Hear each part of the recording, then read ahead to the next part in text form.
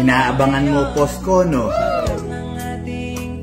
Inaabangan ko rin ang comment mo. Ikaw na naman ang gustong kayakap sa aking unan. Makikita mo rin ang tamang tao para sa'yo pag magkita tayo.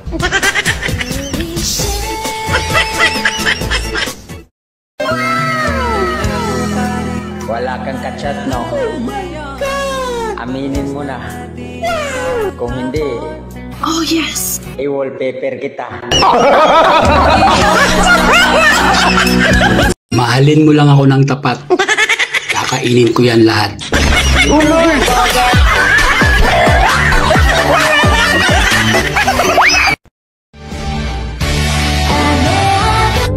Oo, kilala mo ako sa pangalan.